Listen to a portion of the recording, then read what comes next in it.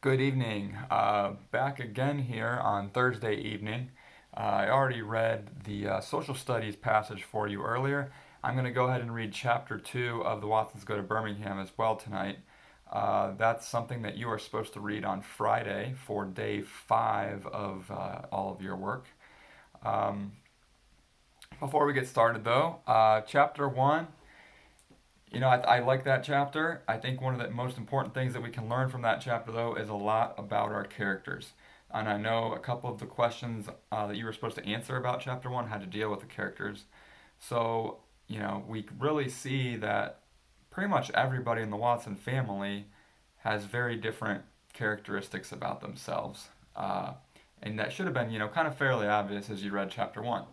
Well, here in chapter 2, we're going to learn a lot more about Kenny specifically, even Byron a little bit.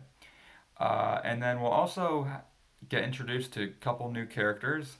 One who's going to play a kind of a major role here at the beginning of the book, toward the middle. So that's kind of some things to look forward to with this chapter.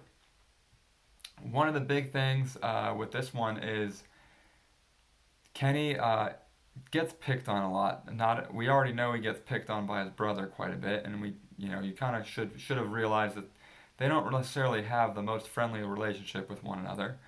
But Kenny is also going to get picked on even at school sometimes too. And he's going to mention a couple ways or a couple reasons why that happens. But then he's going to mention that there's almost like a miracle that happens that he hopes is going to help him out from getting picked on so much, as much as he has up until this time. So, with that, I'm going to go ahead and start reading chapter 2. And chapter 2 is titled, Give My Regards to Clark, Poindexter. Larry Dunn was the king of the kindergarten to 4th grade where I went to school at Clark Elementary. He was king because he was a lot older than anyone else and twice as strong as the rest of us. He was stronger because he was almost full grown and he'd flunked some grade 2 or 3 times. He was the third oldest kid at Clark.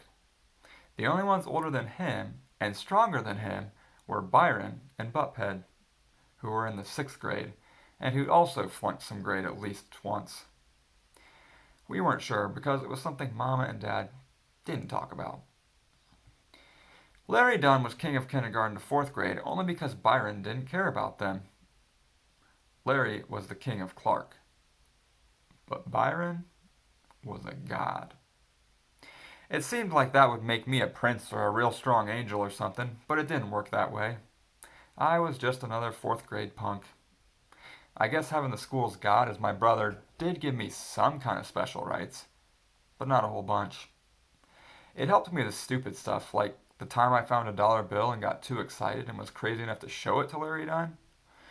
I knew this was a big mistake, about a second before he stuck his hand out and said, "Let me see it." What could I do? "Kenny," he said, "where do you find this, Buck?"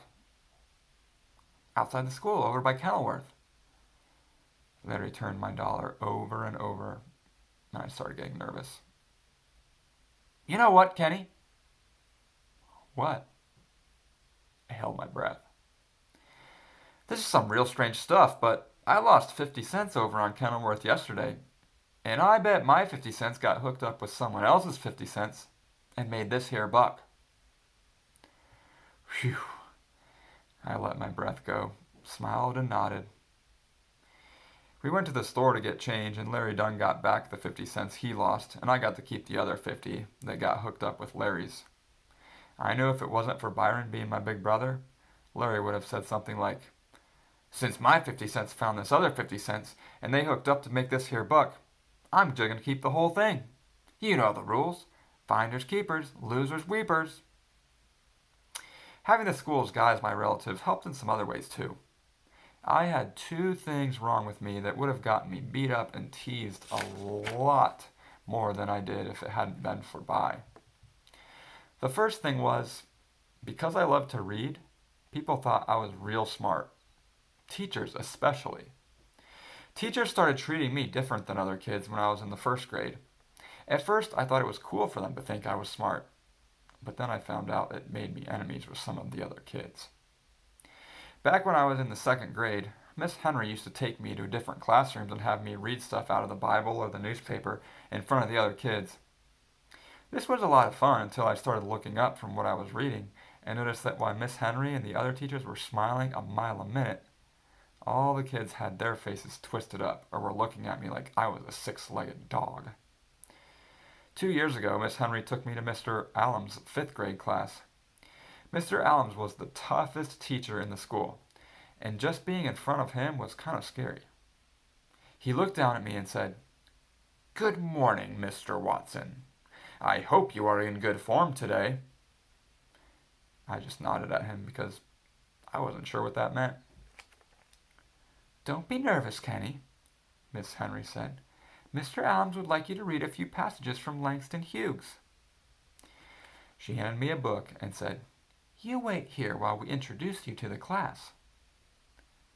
Man, some of the time I wished I was as smart as those teachers thought I was, because if I had been, I would have dropped that book and run all the way home. If I'd been smart enough to figure out what was going to happen next, I would have never gone into that room. I stood in the hall looking at the stuff they wanted me to read while Mr. Allums told his class, "All right, I have a special treat for you today. I've often told you that as Negroes, the world is many times a hostile place for us." I saw Mr. Allums walking back and forth, whacking a yardstick in his hand. "I've pointed out time and time again how vital it is that one be able to read well. I've stressed on numerous occasions the importance of being familiar and comfortable with literature. Today, Miss Henry and I would like to give you a demonstration of your own possibilities in this regard. I want you to carefully note how advanced this second grade student is, and I particularly want you to be aware of the effect his skills will have upon you. I want you to be aware that some of our kids read at miraculous levels." I saw Mr. Allums point the yardstick at someone somewhere in the class and say, "Perhaps you'd like to finish the introduction. I think you know our guest quite well." Whoever he pointed at said, "What? I didn't do nothing." Miss Henry waved for me to come in and stand in front of the class. I guess I was too nervous about Mr. Allums to have recognized the voice before, but as soon as I walked into the room, I froze. There, in the two seats closest to the teacher's desk, in the very first row, sat Buckhead and Byron. The Langston Hughes book jumped from my hand, and the whole class laughed. Everyone but Byron. His eyes locked on mine. I felt things starting to melt inside of me. Mr. Allums slammed the yardstick on his desk, and the class got real quiet. "Let's see if you find this so humorous after you've heard how well this young man reads. And Byron Watson, if you are incapable of taking some of the fire out of your eyes, I assure you I will find a way to assist you. If, instead of trying to intimidate your young brother, you would emulate him and use your mind of yours, perhaps you'd find things much easier. Perhaps you wouldn't be making another appearance in the 5th grade next year, now would you?" Byron got one more dirty look in at me, then looked down at his desk. Mr. Allums might have well have tied me to a pole and said, "Ready, aim, fire!" I read through the Langston Hughes stuff real quick, but that was a mistake. Miss Henry said, "Slow down some, Kenneth." And then she took the book from me and handed it back upside down. She had a great big smile when she told Mr. Allums, "When he goes too fast, this slows him down a bit." I read some more with the book upside down and got some real strange looks from the 5th graders. Finally, they let me quit. Mr. Allums stood up and clapped his hands, and a couple of the old kids did too. Byron never looked at me the whole time. Byron never looked at me the whole time, but Buckhead was giving me enough dirty looks for the both of them. "Bravo! Outstanding, Mr. Watson. Your future is unlimited. Bravo! All I could do was try to figure out how to get home alive. I didn't even get out of the schoolyard before Byron and Buttpred caught up to me. A little crowd bunched up around us, and everyone was real excited because they knew I was about to get jacked up. Buttpred said, "Here that little egghead punk is." "Leave the little clown alone," Byron said. "It's a crying shame, taking her around like a circus freak." He punched me kind of soft in the arm and said, "At least you ought to make 'em pay for doing that mess. If it was me, they'd be coming out of their pockets with some folding money every time they took me around." I couldn't believe it. I think Byron was proud of me. When everybody saw Byron wasn't going to do anything to me for being smart, they all decided they better not do anything either. I got called egghead or Poindexter or professor some of the time, but that wasn't bad compared to what could have happened. The other thing people would have teased me a lot more about if it hadn't been for Byron was my eye. Mama said it wasn't important, that I was a real handsome little boy. But ever since I'd been born, one of my eyeballs had been kind of lazy. That means instead of looking where I tell it to look, it wanted to rest in the corner of my eye next to my nose. I'd done lots of things to make it better, but none of them worked. I'd done exercises where I had to look that way, then this way, then that way, up and down, down and up. But when I went to look in the mirror, the eye still went back to the corner. I'd worn a patch on my other eye to make the lazy one work, but that didn't do anything either. It was fun to play like I was a pirate for a while, but that got boring. Finally, Byron gave me some good advice. He noticed that when I talked to people, I squinched my lazy eye kind of shut, or that I'd put my hand over my face to cover it. I only did this because it got hard to talk to someone when they were staring at your eye instead of listening to what you had to say. "Look, man," he told me, "if you don't want people to look at your messed up eye, you just gotta do this." Byron made me stand still and look straight ahead. Then he stood on my side and told me to look at him. I turned my head to look. "No, man, keep your head straight and look at me sideways." I did it. "See? You ain't cockeyed no more. Your eye's as straight as an arrow now." I went to the bathroom, stood on the toilet, and leaned over to look in the mirror sideways. And Byron was right. I couldn't help smiling. Mama was right too. I was kind of a handsome little guy when I looked at myself sideways and both eyes were pointing in the same direction. Even though my older brother was Clark Elementary School's god, that didn't mean I never got teased or beat up at all. I still had to fight a lot and still got called Cockeyed Kenny, and I still had people stare at my eye, and I still had to watch when they made their eyes go crossed when they were teasing me. It seemed like one of those things happened to me every day, but if it hadn't been for Byron, I knew they'd have happened a whole lot more. That's why I was kind of nervous about what was going to happen if Byron ever got out of 6th grade and went to junior high school before I caught up to him. That's why I was going to send off for that book, Learn Karate in 3 Weeks, that was in the back of my comic books. The worst part about being teased was riding the school bus on those mornings when Byron and Buttped decided they were going to skip school. We'd be standing on the corner waiting for the bus. Byron, Buttped, and all the other old thugs in one bunch. Larry Dunn, Banky, and all the other young thugs in another bunch. The regular kids like Joetta in the third bunch, and me off to the side by myself. When we saw the bus about 3 blocks away, we all got in a line. Old thugs, young thugs, regular kids, then me. It wasn't until the bus stopped and the door opened that I knew whether By or Buttped were going. I hated it when By walked past and said, "Give my regards to Clark, Poindexter." Some of the time those words were like a signal for the other kids to jump on me. But the day I stopped hating the bus so much began with those same words. We were all lined up. "Give my regards to Clark, Poindexter," By said, and disappeared around the bus's back. I got on the bus and took the seat right behind the driver. The days by road, I would sit a few rows from him in the back. On other days, the driver was the most protection. The bus drove down into the public housing, and after everyone was picked up, we headed toward Clark. But today, the bus driver did something he'd never done before. He noticed two kids running up late, and he stopped to let them get on. Every other time someone was late, he'd just laugh at them and tell the rest of us, "This is the only way you little punks is going to learn to be punctual. I hope that fool has a pleasant walk to school." Then, no matter how hard the late kid banged on the side of the bus, the driver would just take off, laughing out the window. That was part one of my miracle. That let me know something special was going to happen.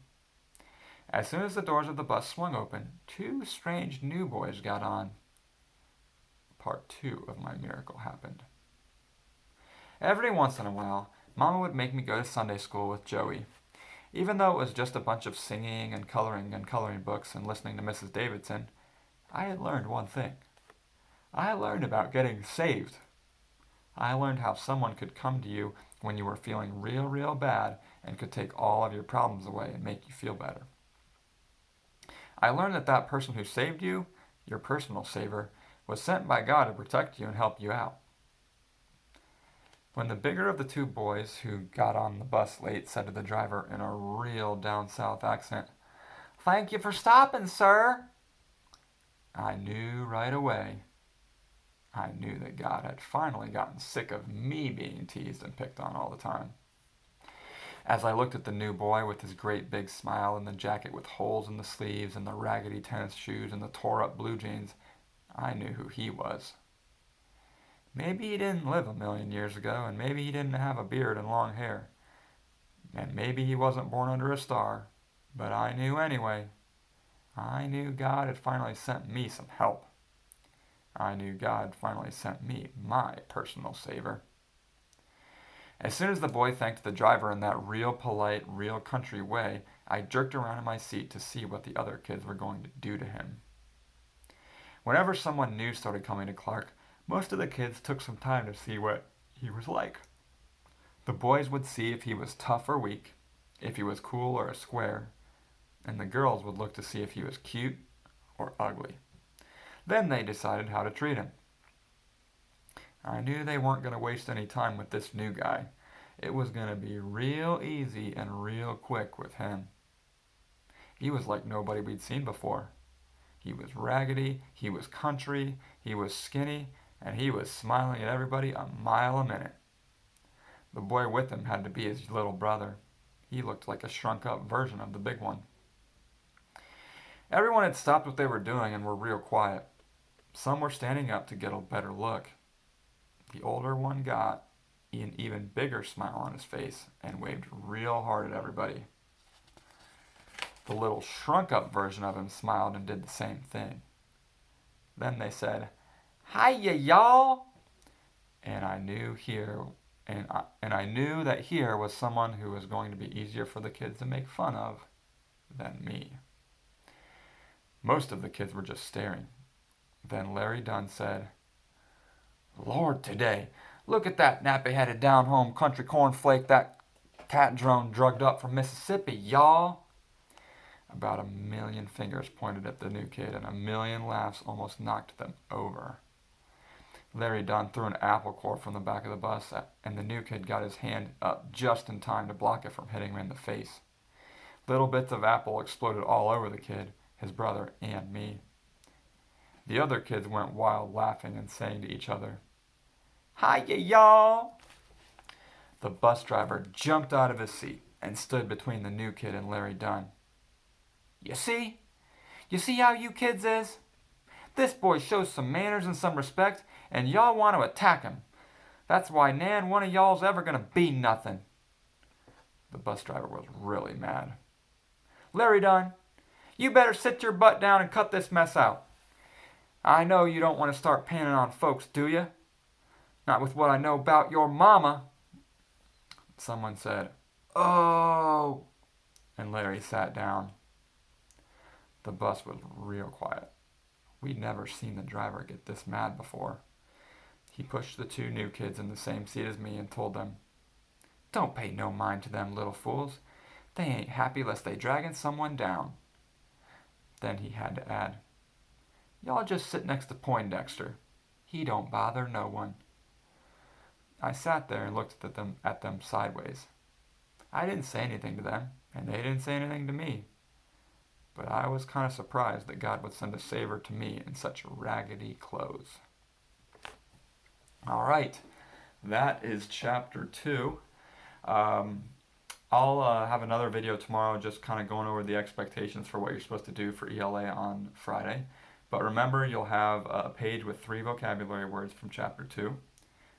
You'll need to read chapter 2. And then also there will be the summary. Okay, so you'll have the top where you answer the 5W questions and then the other important details blank. And then you'll use those details to write a summary about chapter 2. So those are going to be, that's what you're going to do for today, or I guess tomorrow, Friday, for ELA.